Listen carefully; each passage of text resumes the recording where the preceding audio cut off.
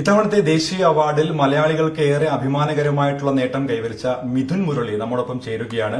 പൂക്കാലം എന്ന സിനിമയുടെ ചിത്ര സംയോജനത്തിന് എഡിറ്റിംഗിനാണ് അദ്ദേഹത്തെ ദേശീയ അവാർഡിനായി പരിഗണിച്ചിരിക്കുന്നത്. എന്തായാലും അദ്ദേഹത്തിന്റെ രണ്ടാമത്തെ സിനിമയ്ക്കാണ് ഇത്തരത്തിൽ വലിയ ഒരു നേട്ടം കൈവരിച്ചിരിക്കുന്നത്. നമസ്കാരം. എന്തായാലും വളരെ സന്തോഷകരമായിട്ടുള്ള ഒരു നിമിഷമാണ്. എന്ത് തോന്നുന്നു? വളരെ സന്തോഷമുണ്ട്. ഇപ്രാവശ്യം പൂക്കാലം എന്ന് പറഞ്ഞ സിനിമയ്ക്ക് 2 അവാർഡാണുള്ളത്. വിജയരാഘവൻ സാറിന് ബെസ്റ്റ് സപ്പോർട്ടിംഗ് ആക്ടറും പിന്നെ എനിക്ക് ബെസ്റ്റ് എഡിറ്റിംഗും. സോ ഞങ്ങൾ രണ്ടുപേരെയും സംബന്ധിച്ച് അത് ഭയങ്കര ഒരു വലിയ സന്തോഷമുള്ള ഒരു കാര്യം തന്നെയാണ്. കാരണം വിജയരാഘവൻ സാറിന്റെ ഏറ്റവും ബെസ്റ്റ് പെർഫോമൻസ് ആണ് ഈ വർഷം 2023 പൂക്കാലത്തിൽ കൂടെ പുള്ളി കാണിച്ചത്. സോ അതിനെ ജൂറി മെമ്പേഴ്സ് കാണുക, അപ്രിഷിയേറ്റ് ചെയ്യുക എന്ന് പറയുന്നത് വലിയ കാര്യമാണ്. സോ അതിൽ ഭയങ്കര സന്തോഷമുണ്ട്. അതിന്റെ കൂടെ എനിക്കും ഈ പറയുന്ന പോലെ അവാർഡ് കിട്ടിയതിൽ ഭയങ്കര സന്തോഷമുണ്ട്. പ്രതീക്ഷിച്ചില്ലായിരുന്നു, പക്ഷേ നമ്മൾ ചെയ്ത എഫേർട്ടിൽ എന്തെങ്കിലും ഒരു റിസൾട്ട് കാണുമെന്നൊരു 10% ഹോപ്പ് കാണുമല്ലോ. അങ്ങനെ ഒരു ഹോപ്പിലുണ്ടായിരുന്നു. പക്ഷേ സന്തോഷം. ഈ രണ്ടാമത്തെ സിനിമയ്ക്കാണ് ഒരു ദേശീയ അവാർഡ് കിട്ടുന്നത്. നമ്മൾ ആലോചിച്ച് നോക്കി, പലപ്പോഴും പലരുടെ ഒരു വലിയ ഒരു ആഗ്രഹമാണ്. പക്ഷെ അത് രണ്ടാമത്തെ സിനിമയ്ക്ക് തന്നെ നേടുമ്പോൾ എന്താണ് ഒരു ഇൻട്രസ്റ്റ് നിൽക്കുമ്പോൾ തോന്നുന്നൊരു. അതെ, എല്ലാ കലാകാരന്മാരുടെ ഒരു ആഗ്രഹമാണ് നാഷണൽ അവാർഡ് എന്തെങ്കിലും ഒരു കാലത്ത് കിട്ടുക. അത് എനിക്ക് രണ്ടാമത്തെ സിനിമയിൽ തന്നെ കിട്ടിയെന്ന് പറയുമ്പോഴത്തേക്കും അത് വലിയൊരു സന്തോഷവും അതേ സമയത്ത് തന്നെ വലിയൊരു റെസ്പോൺസിബിലിറ്റിയും ഞാൻ അതിൽ കാണുന്നുണ്ട്. എന്റെ വർക്ക് കണ്ടിട്ട് അവർക്ക് ജൂറി മെമ്പേഴ്സിന് അത്രയും വിശ്വാസം അല്ലെങ്കിൽ അത്രയും അവർക്ക് ഇഷ്ടപ്പെട്ടതുകൊണ്ടാണ് ആ ഒരു അവാർഡ് എന്നിലേക്ക് വന്നത്. സോ അതൊരു വലിയ റെസ്പോൺസിബിലിറ്റി ആയിട്ടാണ് ഞാൻ കാണുന്നത്.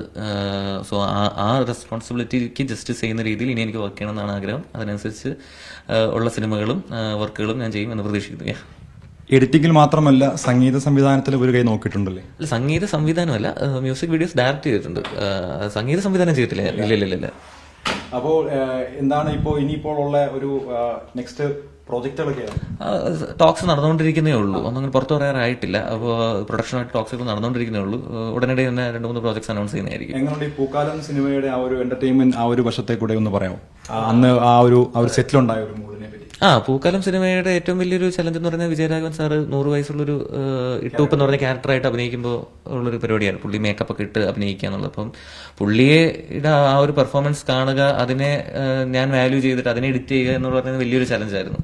അപ്പോൾ അതിൽ ഈ പറയുന്ന പോലെ തന്നെ പുള്ളിയുടെ ഒരുപാട് പെർഫോമൻസ് എനിക്ക് സമയത്തിന്റെ ഒരു കാരണം 3.25 മണിക്കൂറുണ്ടായിരുന്നു ഫസ്റ്റ് കട്ട്. അത് കഴിഞ്ഞിട്ട് 2.25 മണിക്കൂറിലേക്ക് ആക്കിയത്. അത് കാരണം പുള്ളിയുടെ പെർഫോമൻസ് മിസ്സായി പോകുന്നുള്ളൊരു പേടി ഉണ്ടായിരുന്നു. പക്ഷേ ഇപ്പൊ അവാർഡ് പ്രഖ്യാപിച്ചപ്പോഴത്തേക്കും അങ്ങനെയൊന്നും ഉണ്ടായില്ല. പുള്ളിക്ക് അവാർഡ് കിട്ടി, കൂട്ടത്തിൽ എനിക്ക് അവാർഡ് കിട്ടി എന്ന് പറയുമ്പോൾ അത് വലിയൊരു സന്തോഷമാണ്. അതെ, ഈ ഒരു മേഖലയാണ് എന്നാണ് തിരിച്ചറിഞ്ഞത്, അല്ലെങ്കിൽ എഡിറ്റിംഗ് ആണ് എന്റെ പാഷൻ എന്ന് തിരിച്ചറിഞ്ഞത് ഏത് കാലഘട്ടമാണ്? ഞാൻ 2011 ഈ പറയുന്ന പോലെ എഡിറ്റിംഗിലേക്ക് ഇറങ്ങുന്നത്. അതിനു മുമ്പ് സിനിമ സംവിധാനം എന്നുള്ളൊരു മോഹം നമുക്ക് ഉണ്ടായിരുന്നു മനസ്സിൽ. പക്ഷെ ഈ എഡിറ്റിംഗ് എന്നുള്ളതിനെ കുറിച്ച് കൂടുതൽ പഠിച്ചതും അറിഞ്ഞത് യൂട്യൂബ് വഴിയാണ്. അപ്പോൾ അതിനെക്കുറിച്ച് അറിഞ്ഞപ്പോഴത്തേക്ക് എഡിറ്റിംഗിലേക്ക് കൂടുതൽ ഇൻട്രസ്റ്റ് തോന്നുകയും അങ്ങനെ എഡിറ്റിംഗ് ഞാൻ ഫോളോ ചെയ്ത് സ്റ്റാർട്ട് ചെയ്തതാണ്. സോ അങ്ങനെ എഡിറ്റിംഗ് ചെയ്യുന്ന ഒരു എന്താ പറയുക, എനിക്ക് തോന്നിയിട്ടുള്ള എഡിറ്റർ എന്ന് പറയുന്ന ഒരു സെക്കൻഡ് ഡയറക്ടറാണ് മൂവിയുടെ.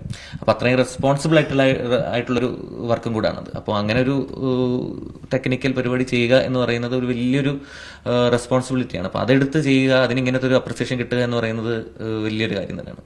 എന്തായാലും എല്ലാ നേട്ടങ്ങളും കൈവരിക്കാനാകട്ടെ, ഇനിയും വലിയ വിവരങ്ങൾ കീഴടക്കാനാവട്ടെ. ഡൽഹിയിൽ നിന്നും ഇമ്രാൻ അൻസാരിക്കൊപ്പം സജു തോമസ്, മീഡിയ 1.